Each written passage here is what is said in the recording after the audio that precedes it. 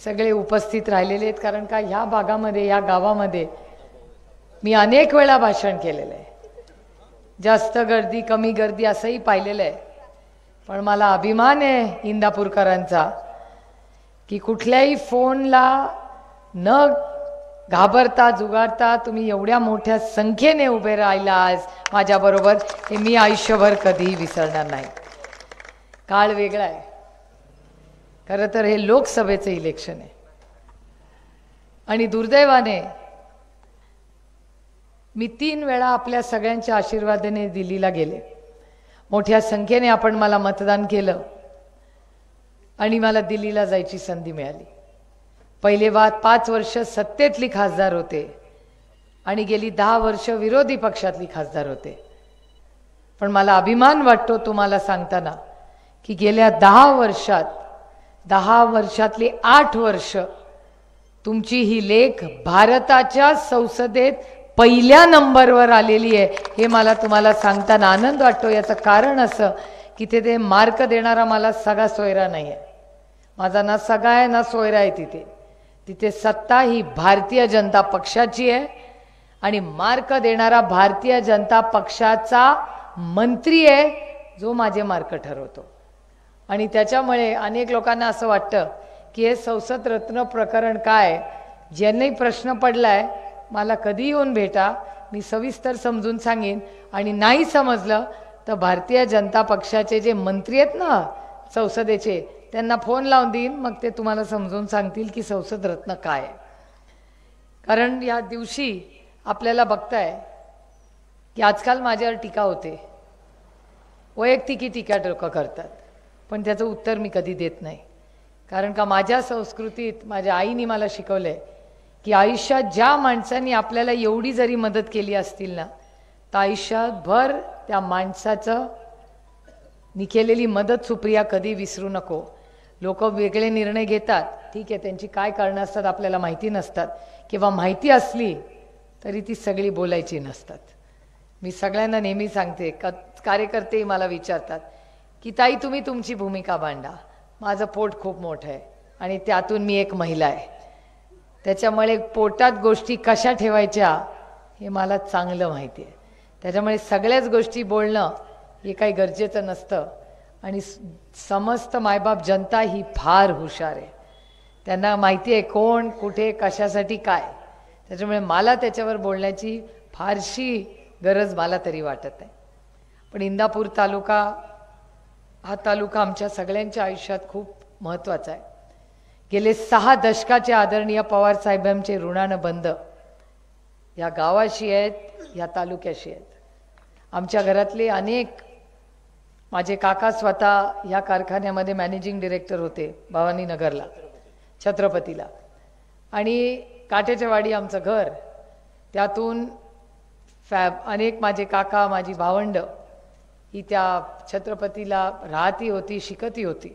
त्याच्यामुळे हे दोन्ही तालुके, बारामती, इंदापूर काय, पुरंदर, दौंड काय, हे सगळे फक्त नावासाठी वेगवेगळे तालुके आहेत. आपल्या सगळ्यांचे अतिशय प्रेमाचे वैयक्तिक संबंध या सगळ्या भागांमध्ये आहेत. त्याच्यामुळे खरं तर आपल्या घरातल्याच लोकांच्या समोर मी भाषण करते. मला वाटतं 1-1.5 महिन्यापूर्वी आपण इथे भेटलो होतो. कधी आलो होतो? त्या यात्रेसाठी आलो होतो. मला यात्रेसाठीच इथे 1 महिन्यापूर्वी मी इथे आले होते. गड मोठा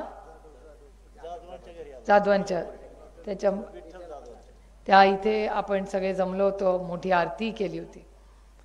आणि ह्या भागामध्ये दरवेळीच आलं, मला वाटतं इथे मला आठवते एकदा आपण द्राक्षाची बाग पण बघायला आलो होतो. इथे नुकसान झालं होतं डाळिंबाचं, बोरीचे द्राक्ष, इथे डाळिंबाच्या बागेला खत दिलं होतं, खतही दिलं होतं आणि मोठं नुकसान झालं होतं. त्याच्यासाठी मी आलेले मला आठवतंय खराडीला, बरोबर. त्यामुळे काही ना काहीतरी या भागात नेहमीच वर्षातून 2-3 वेळा येणं होतंच, काही चांगल्या कार्यक्रमासाठी, कधी शेतकऱ्यांसाठी. पण मला एक गोष्ट प्रांजळपणे आपल्याला सांगायची आहे की आजचं हे जे इलेक्शन आहे ही एक खूप मोठी लढाई आहे. या देशातले सगळे मोठे नेते, हे सगळे पुरुष एकवटलेत, कारण का त्यांना यावेळी आदरणीय पवार साहेबांना संपवायचंय. आणि हे मी म्हणत नाहीये, चॅनलवरच आपण सगळ्यांनी चंद्रकांत पाटलांचं भाषण ऐकलं असेल. ते बारामतीला आले होते आणि म्हणले होते की आम्हाला या इलेक्शनमध्ये शरद पवारांना संपवायचं आहे. म्हणजे त्यांना विकास करायचा नाही, त्यांना कामं करायची नाहीत, त्यांना कांद्याला भाव द्यायचा नाही, त्यांना शेतकऱ्यांना मदत करायची नाही, त्यांना फक्त शरद पवारांना संपवायचं आहे. हा एकच त्यांचा कर्मी कार्यक्रम आहे. मला त्यांना अतिशय विनम्रपणे सांगायचे की 60 दशकामध्ये अनेक आले आणि गेले, पण आदरणीय पवार साहेबांबरोबर जोपर्यंत ही समस्त मायबाप जनता आहे ना, कोणीही त्यांना संपवू शकणार नाही. कारण का ही प्रेमाची नाती आहेत, ही विश्वासाची नाती आहेत. जेव्हा जेव्हा या देशातला अडचणीत शेतकरी अडचणीत आला तेव्हा आदरणीय पवारसाहेब त्याच्याबरोबर खंबीरपणे उभे राहिलेत. तुम्हाला आठवत असेल बोरीला जेव्हा अडचण आली होती, सकाळी 6:30 वाजता आदरणीय पवारसाहेब बोरीत पोचले होते, जेव्हा तिथे पाऊस पडला होता, अतिवृष्टी झाली होती. आजही या भागात गारपीट झाली होती. करेक्ट, मला आठवते गारपीट झाली होती तेव्हा पवारसाहेब सकाळी उठून बोरीला आले होते.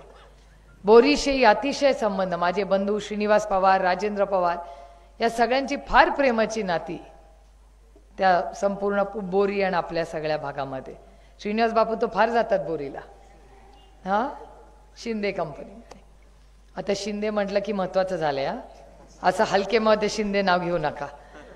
आमच्या आईशी पण आम्ही काय बोलत नाही, कारण का आमची आई आधी शिंदे होती, आत्ता पवार झाली. पण मुख्यमंत्री पद आल्यापासून आई म्हणते अय शिंदे. म्हटलं पवार पण 1-2 नाही. काही लोक काल म्हणाले पवारसाहेब 2 वेळा मुख्यमंत्री झाले. 2 नाही, आदरणीय पवारसाहेब महाराष्ट्राचे तुमच्या आशीर्वादाने 4 वेळा मुख्यमंत्री झाले. लोक विसरले मला वाटतं. आणि 4 वेळा मुख्यमंत्री झाले.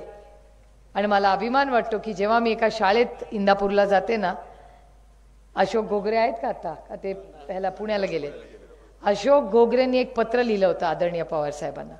आणि एका सहीवर आदरणीय पवारसाहेबांनी 28 शाळा 32 शाळा इंदापूरला दिल्या होत्या. 32 शाळा, हायस्कूल सगळ्या दिल्या होत्या. त्यामुळे अनेक, आणि त्यांचं काही कौतुक नाही, कर्तव्य आहे. आदरणीय पवार साहेबांवर माझा जेवढा हक्क आहे ना, त्याच्यापेक्षा तुमचा जास्त हक्क आदरणीय पवार साहेबांवर आहे. कारण काही प्रेमाची नाती आहे. मगाशी मला काही शेतकरी म्हणले, ते म्हणले ताई हे सरकारनं शेतकऱ्यांच्या विरोधात आहे, आमच्या कांद्याला भाव नाही हो, काय करावं. म्हटलं तुमच्या कांद्यासाठी 1 वर्ष मी लढते. 1 वर्ष झालं मी महाराष्ट्र आणि केंद्र सरकारला सांगते की कांद्याचा शेतकरी अडचणीत आलेला आहे, त्याला न्याय द्या, त्याची निर्यात बंद करू नका, त्याला रडकुंडीला आणू नका. तुम्ही बघताय कांद्याची काय परिस्थिती आहे. निर्यात बंदीचं पाप कोणी केलं असेल तर आज हे आहे त्याच्या सरकारने केले. आणि मला एक तुम्हाला प्रश्न विचारायचा आहे, बंदी कोणी केली? दिल्लीच्या सरकारने. महाराष्ट्राचं सरकार आहे ना. कोणीतरी एक तरी नेता गेला का हो दिल्लीमध्ये कांद्याला भाव देण्यासाठी? पालकमंत्री पद बांधायला दिल्लीला जातात, लोकसभेची तिकीट करण्यासाठी दिल्लीला जातात. शेतकऱ्यासाठी एक तरी मंत्री दिल्लीला गेलाय का हो? याच्यातला मला सांगा. आणि मी पैज लावते, चला 100 रुपये मी देते, महाराष्ट्र या देशाचा कृषी मंत्री कोण? आता बघा हे म्हणतात शरद पवार. अरे बाबा, शरद पवार असते तर कांद्याला भाव मिळाला असता, ही हालत झालीच नसती. चला 100 रुपयाची पैज लागली आपल्याला, माहितीच नाही. अरे असं काय रे, कुणाला तरी अरे गुगल वर तर चेक कर, त्या गुगल मामाला विचार कोण आहे. या ते पण सांगणार नाही. हे बघा, या देशाचे कृषी मंत्री अर्जुन मुंडाजी आहेत. किती लोकांना नाव माहिती आहे? कुणाला माहितीच नाही या देशाचा कृषी मंत्री कोण आहे. ह्या कृषी प्रधान देश आहे आणि याला फुल टाइम कृषी मंत्री नको? तुम्हाला मला न्याय कोण देणार? अहो 48 खासदार या राज्यातून निवडून जातात. कांद्यावर 2 खासदार बोलले, सुप्रिया सुळे आणि अमोल कोल्हे. आणि जेव्हा आम्ही कांद्याला भाव मागितला आमचं निलंबन केलं. हे योग्य आहे का? योग्य सांगा. जेव्हा तुमचं मत त्यांच्याकडे जाईल, तुम्ही बघा 48 खासदार जातात, 10 आपल्या विचाराचे आहेत, 38 खासदार एकदा तरी बोलतात का हो? शेतकऱ्यांच्या प्रश्नावर बोलतात? पाण्यावर बोलतात. आता एक ग्रहस्थ माझ्या शेजारी बसले होते, मला काय म्हणले, नाही नाही आपलं पहिलं नाव काय दादा, अशोक भाऊ. अशोक भाऊ मला सांगतात की ताई मला भीती वाटते. म्हणले कसली भीती वाटते रे तुला, तुझी बहीण आहे. मला म्हणतात ओ लोक असं म्हणतात की विरोधात मत टाकलं तर पाणी द्यायचं, देणार नाही. म्हणलं ए पाणी कुणाची मक्तेदारी नाहीये, तुम्ही सरकारमध्ये आहात, तुमची नैतिक जबाबदारी आहे. आणि जर पाण्यावर पुढच्या वेळेस कोणी धमकी दिली ना त्याचा नंबर मला दे. कोण म्हणलं असं, नाही नाही मला नाही वाटत असं कोणी म्हणेल, पण जे खरं आहे रेकॉर्डवर आहे असं मला सांगा. या राज्यामध्ये, या महाराष्ट्रामध्ये कोणीही सत्तेमध्ये तुम्हाला जर असं म्हणला की या राज्यात तुम्ही उलट मतदान केलं तर पाणी बंद करीन, त्याचा नंबर मला सांगा. त्याची गाडी पहिली अडवायला तुमची बहीण सुप्रिया सुळे जाईल, त्याला महाराष्ट्रात फिरू देणार नाही मी. कुणाची मक्तेदारी घेता येईल. पाणी करणं एक शेतकऱ्याचं हे तुमचं कर्तव्य आहे. कशासाठी तुम्हाला सत्ता आहे, सत्ता काय फक्त 50 खोके एकदम ओकेसाठी नाही आहे. ही सत्ता सर्वसामान्य कष्ट करण्याच्या आयुष्यात एक चांगला बदल घडवण्यासाठी आहे. त्याच्यामुळे मी या महाराष्ट्रातल्या सरकारला विनम्रपणे सांगते, हात जोडून विनंती करते की पाण्याचं राजकारण करू नका. पाणी हे आमच्या हक्काचं आहे. हे संविधानाने आमचं पाणी तुम्ही अडवू शकत नाही. आणि अशा धमक्यांना आम्ही भीक पण घालत नाही, कारण का आम्ही कष्ट करणारे आहोत. आम्ही कुणाला घाबरत नाही, कारण का आम्ही कुणाला मिंदे नाही. न कधी 15 वर्षात कुणाला 5 पैशाचा चहा पाजलाय किंवा कुणाचा 5 पैशाचा पेले. त्याच्यामुळे मी पूर्ण ताकदीने लढू शकते. आणि माझ्या लोकसभा मतदारसंघात कुणालाही धमकी कुठलीही दिली तरी ढाल बनून तुमची बहीण तुमच्यासाठी उभी राहील. वार पहिला माझ्यावर, नंतर तुमच्यावर. काही काळजी करू नका. वो गया वो जमाना जेव्हा धमकी देऊ शकत होता तुम्ही, आता नाही तुम्ही देऊ शकत. आणि एक लक्षात ठेवा, मोबाईल मध्ये मोठी ताकद आहे. कोणी तुम्हाला धमकी दिली त्याचा नंबर मला पाठवा, मी बरोबर करते काय करायचं ते. पण या राज्यामध्ये या मानी बारामती लोकसभा मतदारसंघाचा विषयच नाही. त्याच्यामुळे पाण्याच्या ज्या अफवा पसरवत आहेत ना त्यांची नावं मला पाठवा. डायरेक्ट पोलीस स्टेशनलाच भेटायचं मग. कारण का जे असं खोटं बोलताय, कोणी तो छोटा मोठा कार्यकर्ता असू शकेल, मला माहिती नाही कोण करतंय, पण माझी सगळ्या सत्ताधाऱ्यांना विनंती राहील, अशा धमक्या गरीब कष्ट करणाऱ्यांना देऊ नका.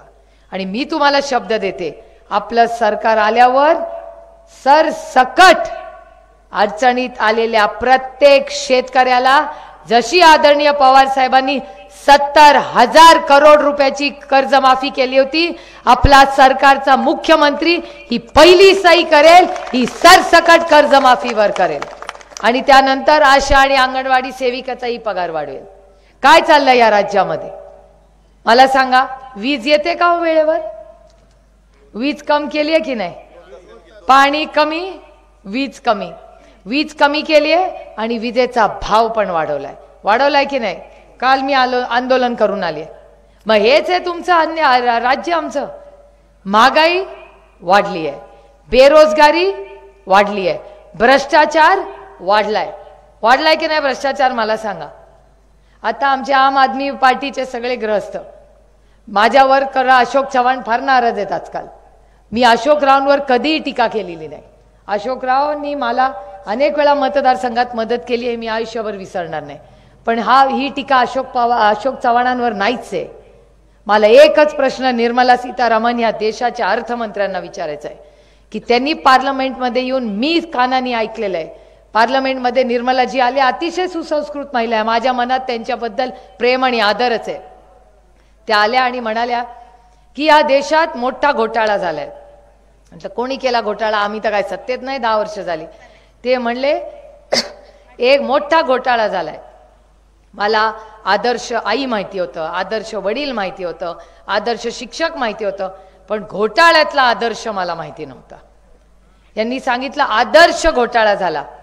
कोणी केला आदर्श घोटाळा? मी म्हणत नाहीये, निर्मला सीतारामनजी म्हणाल्या की या देशातला सगळ्यात मोठा आदर्श घोटाळा कोणी केला तर तो अशोक चव्हाणांनी केला आणि अरविंद केजरीवालांनी केला. मी स्वतः उठले आणि म्हणाले की तुम्ही म्हणताय कशावरनं खरं आहे. त्या म्हणाल्या की माझ्याकडे कागदपत्र आहेत. म्हणलं दाखवा. काय दाखवले नाही त्यांनी. दुसऱ्या दिवशी मोठा युक्तिवाद झाला. आमची मोठी लढाई झाली. मी काँग्रेसच्या बाजूने उभी राहिले कारण का मला माहिती होतं की नाही हो आमचे अशोक चव्हाण नाही असं करणार. झालं, विषय संपला. 2 दिवसांनी निर्णय झाला. अशोक चव्हाण निर्मलाताईंच्या पक्षात गेले आणि केजरीवाल जेलमध्ये गेले. मला सांगा, गुन्हा तोच होता, आरोप तोच होता. दोघांवरही भ्रष्टाचाराचेच आरोप केले. त्या एकाच व्यक्तीने केले, पण एक व्यक्ती त्या पक्षात जाते आणि दुसरी व्यक्ती जेलमध्ये जाते. हा न्याय आहे का अन्याय? तुम्ही मला सांगा. तुम्ही सगळ्यांना माहिती आहे भ्रष्टाचार मुक्त भारत करायचा शब्द दिला होता ना आपल्याला. ना खाऊंगा ना खाने दूंगा और काँग्रेस मुक्त भारत. अहो ज्या ज्या काँग्रेसवर तुम्ही आज आरोप केले ते सगळे काँग्रेसवाले आज तुमच्या पक्षात आहेत. आणि आरोप मी नाही केला. मी आजपर्यंत कुणावरही भ्रष्टाचाराचा कुठलाही आरोप केला नाही, कधीच नाही. मी वैयक्तिक आरोप करतच नाही, कारण का मी एक सुसंस्कृत स्वाभिमानी मराठी मुलगी आहे. मी कधी कुणाला मिंदी नाही. त्याच्यामुळे मी निष्ठेने बोलू शकते. मोडेन लढाई करून, पण कधी दिल्ली समोर मी वाकणार नाही. हे नेहमी सगळ्यांनी लक्षात ठेवा. किती किंमत मोजावी लागली तरी चालेल, पण कधी महाराष्ट्राचा स्वाभिमान दिल्ली दरबारी मी ठेवणार नाही. मी अनेक वेळा अतिशय आदर्श, परवा देवेंद्रजी आले होते. देवेंद्रजींनी इंदापूरमध्ये माझ्यावर टीका केली की मी फक्त मोदी साहेबांवर टीका करते. माझी देवेंद्रजींना विनंती आहे, देवेंद्रजी माझी सगळी पार्लमेंटमधली भाषणं काढून दाखवा. मी कधी मोदीजींचं नाव घेऊन त्यांच्यावर टीका केली आहे मला दाखवून द्या. मी कधी वैयक्तिक टीका करत नाही, मी धोरणात्मक टीका करते. जेव्हा तुम्ही कांद्याला भाव देत नाही, हो मी तुमच्या विरोधात लढणार आहे. तुम्ही दुधाला भाव देत नाही, हो मी तुमच्या विरोधात लढणार आहे. तुम्ही माझ्या आशा आणि अंगणवाडी भगिनींना पैसे देत नाही, हो मी तुमच्या विरोधात लढणार आहे. तुम्ही भ्रष्टाचार केला, हो मी तुमच्यावर लढणार आहे. तुम्ही जेव्हा माझ्या शेतकऱ्यांची कर्जमाफी करत नाही, हो मी तुमच्या विरोधात लढणार आहे. तुम्हाला सगळ्यांना माहिती आहे पार्लमेंटमध्ये मी उत्तर ऐकलेलं या कानाने. मंत्री असं म्हणाले की नंबर लक्षात ठेवा, 10 लाख कोटी. किती? 10 लाख कोटी रुपयाची सरसकट माफी ही सगळ्या व्यवसाय करणाऱ्या लोकांना दिली आहे, उद्योगपतींना. 10 लाख कोटी रुपये उद्योजकांचे माफ केलेले आहेत केंद्र सरकारने. माझ्या केंद्र सरकारला विनंती आहे, उद्योजकांचे 10 लाख कोटी तुम्ही माफ केले, मग आमच्या शेतकऱ्यांना 1 लाख कोटी तुम्ही देऊ शकत नाही. मी फार मागत नाही, आम्हाला नको बाबा 10, आम्हाला 1 लाख कोटी दिले तरी आमच्या सगळ्या शेतकऱ्यांची सगळ्या बँकेमधलं कर्ज हे नीलवर येईल. पण त्यांना नाही तसं करायचंय. तुम्ही मला विचार करून सांगा, साधा शेती मंत्री जागेवर नाही, कांद्याला भाव नाही, दुधाला भाव नाही, सोयाबीनला भाव नाही, तुम्हाला पाण्याच्या धमक्या देतात. काय चाललंय या राज्यामध्ये? मला सांगा, इतके दिवस दुष्काळ. मी डिसेंबर पासून या राज्याला सांगते की कांद्याचा भाव तर 1 वर्ष बोलतेय, पण पाण्याची अडचण येणार आहे ही मी डिसेंबर पासून या सरकारला सांगते. उजनीचं धरण कोणीतरी बघून या, नाझऱ्याचं धरण बघा. काल वर्तमानपत्रात आलेलं आहे आणि टीव्ही चॅनलनी सांगितलं की जवळपास या संपूर्ण महाराष्ट्रामध्ये फक्त 35% पाणी राहिलेलं आहे संपूर्ण राज्यासाठी. आणि 3 महिने कसे काढणार आहेत हे अवघड होणार आहे. हे मी म्हणत नाहीये, मी गेले 3 महिने जे म्हणते आज पहिल्यांदा महाराष्ट्र सरकार म्हणते. कोण करणार आहे याचं नियोजन? अरे टँकर लावले काय उपकार करता काय आमच्यावर? तुम्ही सत्तेत आहात ना, तुमचं कर्तव्य आहे आम्हाला टँकर देणं. टँकर द्यायला उशीर का झाला हा माझा प्रश्न आहे. ह्याच्यात नाही राजकारण करायचं. मी तर कधी पाण्याचं राजकारण केलं नाही आणि कधी करणारी नाही. पण जर धमकी आम्हाला दिली आणि असल्या खोट्या अफवा पसरवल्या तर नाही चलेगा, तो लढाई होगी. त्याच्यामुळे ही लढाई जी चालली आहे ही नैतिकतेची लढाई आहे, सत्यावरची सत्य आहे. आमचा पक्ष काढून घेतला, आदरणीय पवार साहेबांनी शून्यातून पक्ष उभा केला. आज बघा, परवाच्या दिवशी पुण्याची त्यांची मीटिंग कोणी बघितली का? गुगलवर सगळे युवक गेले होते त्याला मीटिंगला. बघितलं का बालगंधर्वाला? मला पण मी धक्का बसला, मला कोणीतरी व्हिडिओ. प्रत्येक युवकाला वाटतं हा 80 वर्ष नाही, आता 84 वर्षाचे आहेत, 84 वर्षाचा योद्धा आहे, हा दिल्ली दरबारी लढतोय आणि म्हणून तो दिल्ली दरबारी नकोय, कारण का तो महाराष्ट्राचा योद्धा आहे. म्हणून ते येऊन महाराष्ट्रात म्हणतात की आम्हाला आदरणीय पवार साहेबांना संपवायचंय. देवेंद्रजी काल म्हणाले की लढाई पवार विरुद्ध पवार नाहीये का. आधी बरी वाटत होती ना, जेव्हा आमच्या घरात तुम्ही हे उद्योग करत होता, पक्षात उद्योग करत होता, तेव्हा मजा येत होती ना. जेव्हा त्यांच्या लक्षात आलं ही की ये दाल नाही गलने वाली, आमचे लोक खूप स्वाभिमानी आहेत, नाही आम्ही सहन करणार हे, तेव्हा त्यांनी बदलला ट्रॅक. आणि ट्रॅक बदलून आता काय केलं, ही मोदीजी वर्सेस राहुल गांधीजी ही लढाई आहे. हो, ती तुम्ही जरूर करा, आमच्या शुभेच्छा आहेत, पण ही स्थानिक लढाई आहे, ही महाराष्ट्राच्या अस्मितेची लढाई आहे. आणि शरद पवारांना संपवायची ही त्यांची जी लढाई आहे ती मी कदापि होऊ देणार नाही. शरद पवार हा नुसता माणूस नाही, तो विचार आहे, आणि तो जिवंत ठेवण्यासाठी जे काय करायला लागेल ते आपण सगळे मिळून करू. आणि त्यांची लोक मला म्हणतात, लोक आधी म्हणायचे की आदरणीय पवार साहेबांचं नाव पुढे तुम्ही कराल. मी म्हणायचं नाही, असं मी कधीच करणार नाही, कारण का शरद पवारांची फक्त मक्तेदारी काय मी नाही घेतलेली. तुमच्यासारखे असंख्य लोक आहेत ज्यांनी त्यांना प्रेम दिलं. आणि मी कमतीने अनेक वेळा लोकांना सांगते, पवारसाहेब जास्त वेळ घरी राहिले ना की त्यांना अस्वस्थ वाटतं, ते तुमच्यात आले ना की ते बरे राहतात. माझी आई तर त्यांना सांगते घरी बसल्यावर, असं करा जाऊन जरा बारामती इंदापूर चक्कर मारून या, म्हणजे तुमची तब्येत ठीक राहील. कारण का त्यांचं सगळं जे आयुष्य आहे हे तुम्ही आहात. आणि आज ते एवढा संघर्ष करून आयुष्यात कुणामुळे आज जिवंत आहेत, त्याचं संपूर्ण श्रेय माझ्या पांडुरंगाला आणि तुमच्यासारख्या असंख्य मायबाप जनतेला आहे. तुमच्या आशीर्वादामुळे आज आदरणीय पवार साहेब आहेत ते आहेत. हे तुमचे आशीर्वाद आहेत, प्रेम आहे, तुम्ही त्यांचे टॉनिक आहात. माणसाला काहीतरी टॉनिक लागतं, त्यांचं काम आणि तुम्ही सगळे त्यांचं टॉनिक आहात. आजही सुप्याला गेलेत, कोणी बघितलं का दिवसभरात, आज सुप्याच्या भागात गेलेत आणि तिकडून दौरा करून पुण्याला का मुंबईला जाणार आहेत. मला पुढचं मी प्रोग्राम आहे, मुंबईला जाणार आहेत. पण ते जेव्हा तुमच्यात येतात ना तेव्हा त्यांचं एक वेगळं नातं आहे तुमच्याशी, ते प्रेमाचं आहे, विश्वासाचं आहे. आणि हेच मी तुम्हाला आज सांगायला आले की संघर्ष होईल हो. पक्ष फोडला, चिन्ह नेलं. मला तेव्हा आधी वाटलं की अरे आपलं पक्ष पण गेलं, आपलं चिन्ह पण गेलं. मग नंतर आता बाहेर गेल्यावर मी बघते सगळ्यांचे हात फार कमी लोक ते घालायला लागलेत, फार कमी लोक घालतात. म्हणजे मला विचार केला की का रे बाबा घालायचं बंद केलं. मग लोक मला सांगतात अहो लागतच नाही आता. म्हटलं का रे, ते मोबाईलमध्येच वेळ कळतीये, काय त्याची गरजच पडत नाही. बरोबर आहे, मोबाईलमध्ये सगळंच करायला लागलं, आता गरजच पडत नाही त्याची.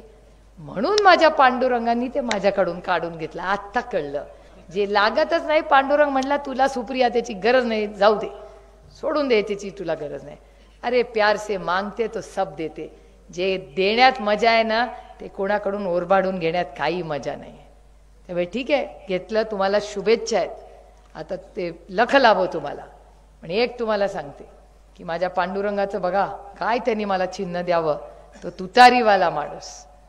तुतारी कधी वाजते आपल्याकडे, जेव्हा शुभ काहीतरी होतं.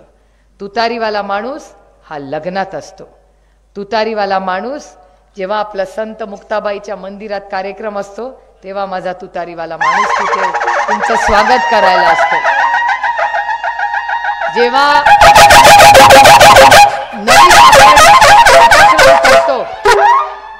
जेव्हा आपण नवीन काही उपक्रम करतो, आपलं राजहंस मेडिकलचं दुकान उघडतो, तेव्हाही किंवा ग्रामपंचायतीचा कार्य जर शेळगावला उघडतो तेव्हाही तुतारीच तुमच्या स्वागताला असते. त्यामुळे सगळ्या शुभ कामामध्ये कोण असतं तर तुतारीवाला माणूसच तुमचं स्वागत करायला शुभ संकेत देतो. आणि जेव्हा छत्रपती शिवाजी महाराजांनी युद्ध करायचं ठरवलं, त्याचा ऐलान जेव्हा केला तेव्हा तुतारीवाला माणूसच तिथे होता आणि युद्धाची सुरुवात झाली. त्याच्यामुळे तुम्ही बघताय की हा संघर्षाचा काळ, लोक मला सारखं म्हणतात, मला नाही त्या संघर्षाची भीती वाटत, कारण का माझा पांडुरंग आहे आणि तुम्ही सगळे आहात. मला सांगा, शेळगावला सगळे घाबरत घेत होते, काय होईल, कसं होईल, सभा होईल की नाही. अध्यक्ष मला म्हणाले चला जाऊन बघू तर या काय होतं. आणि तुम्ही बघा एवढे लोक आलेले आहेत. मला वाटतं माझ्या आयुष्यातली पहिल्यांदा मी आले तेव्हाच्या नंतरची सगळ्यात मोठी सभा हीच असेल आज. कारण का इथे सगळे प्रेमाचे लोक आले आणि सगळे शेख ठीक आहे हो, असं नाही. त्याही लोकांनी आपल्याला मदत केली विसरून कसं चालेल. त्याच्यामुळे त्यांनाही शुभेच्छा, सगळ्यांना शुभेच्छा. आपण कशाला अपने दूसरे के घर में क्यों झाकना है अपने को, उसका भी भला हो अपना भी भला हो. दुसऱ्याबद्दल कधी वाईट बोलायचं नाही. रामकृष्ण हरी. आपलं कसं आहे, रामकृष्ण हरी वाजवा तुतारी. त्यामुळे आम्ही तर हे ठरवलंय. आम्ही त्या दिवशी खडकवासल्यात दौरा करत होतो आणि एक जण म्हणला मी नेहमीच रामकृष्ण हरी म्हणते, कारण का मी हरिमुखे करते. कारण मी पाठपूजा या बाबतीत मी कर्मकांड नाही करत, पण माझ्या पांडुरंगावर माझं प्रचंड प्रेम आहे. आणि त्याच्यामुळे आपली गाथा असेल किंवा हरिमुखे म्हणा, हरी दिवसभर हरीचं नाव घ्या हे मी करत असते. त्याच्यामुळे मी आपलं कुणाला तरी म्हणाले रामकृष्ण हरी, साबणू तो माणूस म्हणला वाजवा तुतारी. म्हटलं अरे ये तो भारी हो गया, बहुत अच्छा. त्यामुळे कोणी भेटला की मी म्हणते रामकृष्ण हरी वाजवा तुतारी. बघा तुम्ही काय माझ्या पांडुरंगाची इच्छा असेल की त्यांनी आपल्याला संधी दिली. त्याच्यामुळे मी एवढीच आज विनंती करायला आले की 3 वेळा आपण मोठ्या संख्येने मला संधी दिली, याबद्दल मी तुमचे आभार मानते. माझं पार्लमेंटमधलं काम, माझा झालेला विकास, आता काही लोक त्या विकासावरनं पण माझ्यावर टीका करतायत. ठीक आहे, उतना तो हक उनको बनता है. मी त्यांच्यावर विकासाच्या बाबतीत टीका करणार नाही, कारण का गेले अनेक वर्ष आपण एकत्रच होतो, एकत्रच आपण विकास करत होतो. आणि महाविकास आघाडीच्या काळात ही लाल दिवा हा एकत्र असतानाच इंदापूरला आला होता. त्याच्यामुळे मी कोणावर टीका करत बसणार नाही, कारण लोक काय काय बोलत असतात. मला पण वाटतं अरे हा असं कसं काय बोलतो, परवापर्यंत आपण एकत्रच होतो, काडी मोडून तर 7 महिने झाले, उभं आयुष्य एकत्र गेलं आणि 6 महिन्यात असं काय झालं. ठीक आहे, अभी उसके भी वोट गिरने जाने दो उसको. पण मी तसं काय करणार नाही. मी आयुष्यभर ते आम्ही एकत्र जे काय काम केलं ते मी आयुष्यभर लक्षात ठेवीन. आणि उगाच आता काय अंतर आलंय आणि ते अंतराचा निर्णय मी नाही घेतलेला, ते अंतर मी आणलेलंच नाही. ज्यांनी कोणी निर्णय घेतला त्यांना शुभेच्छा आहेत. पण मी ज्या जागेवर आहे, कारण का मला आयुष्यात एका वेगळ्या वळणावर मी उभी होते. एकीकडे अदृश्य शक्ती होती आणि सत्ता होती, मी लाल दिव्याच्या गाडीत येऊ शकत होते. आणि दुसऱ्या बाजूला विचार, नैतिकता, संघर्ष आणि वडील उभे होते. तुम्ही काय केलं असतं, सत्तेत गेला असता का संघर्ष केला असता, काय सांगा मला बाबा, तुम्ही काय केलं असतं. संघर्ष. मी विचार करते की मी आता त्यांच्यावर सत्तेत गेले असते तर काय भाषण केलं असतं इथे येऊन. मी तोंडच कसं दाखवलं असतं तुम्हाला. ना दुधाला भाव आहे, ना कांद्याला भाव आहे, कुठला तुमचा आकाशाला आम्ही भाव नाही. अशा वर्कर अंगणवाडीला काय बोलले असते मी, खरं सांगा मला. हे पाण्याच्या अशा धमक्या दिल्या असत्या काय मी. ओ आपण रामकृष्ण हरीवाले, आपण धमकी बिमकीची भाषा करत नाही. तुम्ही विचार करा 10 वर्षात. अहो मी तुम्हाला हिशोब करून सांगते. मी मला 5 प्रश्न विचारते फक्त. मला खरं सांगा, शेळगावमध्ये वीज कुठल्या विचाराने यांनी, काँग्रेसनी का ह्यांनी. शाळा कोणी बांधली, हे ऑफिस कोणी बांधलं शेळगावचं. शाळा काँग्रेस, वीज काँग्रेस, शेतीमध्ये अनुदान, अंगणवाडी. या काळात शाळा आणि कॉलेजेस कुणाच्या काळात झाल्या, रस्ते कुणाच्या काळात झाले. हे मग जर रोटी कपड़ा मकान गटर मीटर वाटर सब कांग्रेस ने किया तो इन लोगों ने क्या किया. या मी सांगते 10 वर्षात काय केलं तर धमकी दिली तुम्हाला पाण्याची, महागाई वाढवली, बेरोजगारी वाढवली, भ्रष्टाचार वाढवला. त्याच्यामुळे मला हेच तुम्हाला सांगायचंय की आपल्याला सगळ्यांना ही मोठी लढाई आहे. ईस्ट इंडिया कंपनी आहे, ब्रिटिश आहेत, आपल्यावर करतोय दिल्लीवरनं आंदोलन, पण आपण पूर्ण ताकदीने लढणार आहोत. आपण निष्ठावान लोक आहोत. आपण कधी कोणाला कधी फसवलो नाही आणि कधी फसवणारी नाही. आणि कशासाठी मी निवडून यायला मागते, तुमच्या आयुष्यात एक चांगला बदल घडवण्यासाठी मी तुम्हाला मतं मागते. जल जीवन मिशन गाववाडी वस्तीवर झालं की नाही, जल जीवन मिशन मध्ये निधी आला की नाही, आम्ही एकत्र केला. मी कधीच म्हणणार नाही जल जीवन मिशन मी एकटं केलं, मी कधीच काय एकटं करत नाही. मी टीम मध्ये काम करणारी मुलगी, सगळ्यांच्या मदतीने झालं. ग्रामपंचायतीने प्रपोजल दिलं, आमदारांनी अप्रूव्ह केलं, मंत्रालयात गेलं तेव्हा महाविकास आघाडीची सत्ता होती. 50% पैसे हे महाराष्ट्र सरकार जेव्हा उद्धव ठाकरे मुख्यमंत्री होते तेव्हाचे आहेत. नंतर दिल्लीने 50% दिले. पण दिल्लीचे आभार, अच्छे को अच्छा कहना चाहिए. तिथले मंत्रींचं माझं एकदम चांगलं नातं आहे त्यांच्याशी आणि नेहमी आदराने सगळ्यांशी वागावं. सत्ता असू दे किंवा नसू दे, सत्तेत असताना चांगलं वागलं ना, विरोधात असली तरी सगळी कामं होतात. आता माझं तरी 10 वर्षात एक काम अडलेलं नाही माझ्या मतदारसंघात. बारामती लोकसभा मतदारसंघात हा देशातला हाय परफॉर्मिंग मतदारसंघ म्हणून सगळ्यांना लागतो. मला सांगा, या देशात सगळं टीव्ही बघताना रोज काय सगळे म्हणतात, high voltage drama Baramati Lok Sabha मतदारसंघ. अरे जर काश्मीर टू कन्याकुमारी हाच मतदारसंघ प्रत्येकाला हवा हवा असं वाटतोय तो कुछ तो है इसमें. अपना आहे की नाही मला सांगा. हाच मतदारसंघ सगळ्यांना का हवाय? दुसऱ्या कुठल्या तरी मतदारसंघाची चर्चा होते का टीव्हीवर? ह्याच मतदारसंघाची का होते? आणि त्यांना मिळालाही नाही कॅन्डिडेट माझ्या विरोधात लढायला. कोणाला कॅन्डिडेट मिळाला नाही. आमचा पक्ष फोडला, घर फोडला आणि आमच्या घरातलीच व्यक्ती आमच्या समोर उभी राहिली. का तुमच्या एवढा काश्मीर टू कन्याकुमारी तुमची सत्ता, तुम्हाला एक कॅन्डिडेट उभा करता आला नाही माझ्या विरोधात? क्या पाया आहे? अरे हे लढाई खूप लढायला तुमची भगिनी फार स्ट्रॉंग आहे. आणि जोपर्यंत तुम्ही मला साथ द्याल ना, दिल्ली काय त्याच्या पुढेही जाऊन लढाई करू, काय प्रॉब्लेम नाही आपल्याला. आणि एक शब्द तुम्हाला देऊन माझं भाषण संपतो. सुरुवातीला लोकांना वाटायचं की रडीन. अरे हो रडले, खूप संध्याकाळ रडले, दुःख व्हायचं. पण नंतर माझ्या वडिलांनी मला एका गोष्टीची आठवण करून दिली आणि तो शब्द आणि आजचा दिवस आहे. शारदाबाई पवारांची नात आहे सुप्रिया, तू विसरू नकोस. तुझ्या आजीनी आम्हाला कधीही रडायला शिकवलं नाही, लढायला शिकवलं. त्याच्यामुळे आज एक सुसंस्कृत मुलगी म्हणून, या महाराष्ट्राची मुलगी म्हणून मी विनम्र विनंती करते आपल्याला. मगाशी कोणीतरी जय श्रीराम म्हटलं. मी नुसतं जय श्रीराम म्हणत नाही, मी मर्यादा पुरुषोत्तम राम म्हणते. कारण का मर्यादेतच राहून मी माझं राजकारण आणि समाजकारण केलंय. आणि गेल्या 10-15 वर्ष मी इथली खासदार आहे.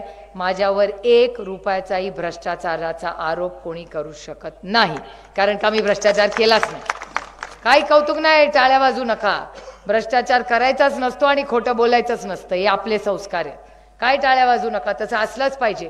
कारण का मी लोकप्रतिनिधी आहे. लोकप्रतिनिधीचं काम हे सेवा करणं असतं, हे बाकीचे उद्योग करणं नसतं.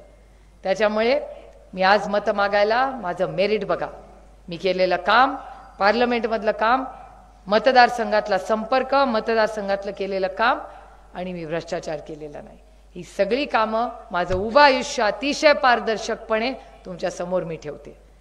7 मेला मतदान आहे. 7 मेला 7:30 ते संध्याकाळी 5:30 मतदान असेल. आपण सगळ्यांनी हा शुभ जो संकेत आहे, तुतारी वाजवणारा माणूस, याच्या शेजारचं बटन दाबून माझं मेरिट पाहून मला पुन्हा एकदा या भागाची लोकप्रतिनिधी व्हायची संधी द्या, एवढीच विनम्र विनंती करून आपली रजा घेते. जय हिंद, जय महाराष्ट्र, जय आघाडी.